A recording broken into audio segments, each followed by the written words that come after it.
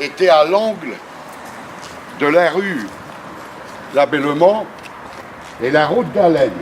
À l'époque, c'était la route d'Allen, les Marais. On ne disait pas la rue Pontoliénaire, c'était pas créé. Il n'y avait aucune maison, c'était les champs.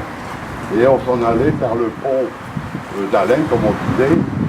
Alors ce monument a été créé,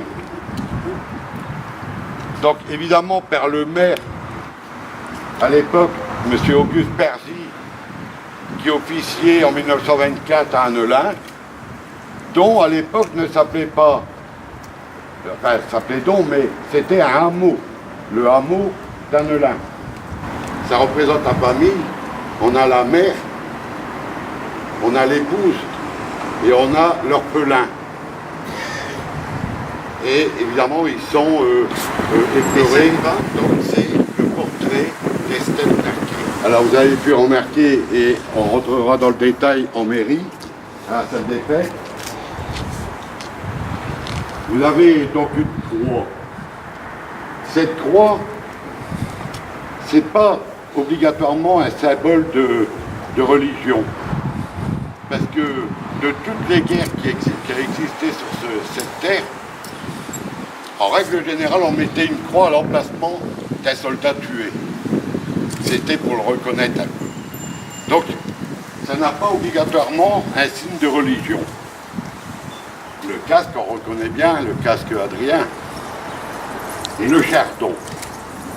Le chardon, le symbole, un chardon, c'est, si vous voulez, les arbres de la vie terrassés par la mort, en quelque sorte.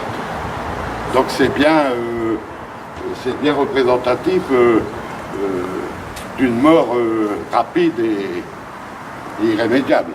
Quand vous parcourez la France ou d'autres régions, vous allez voir que dans certains départements, vous allez avoir les noms par ordre alphabétique, comme ici.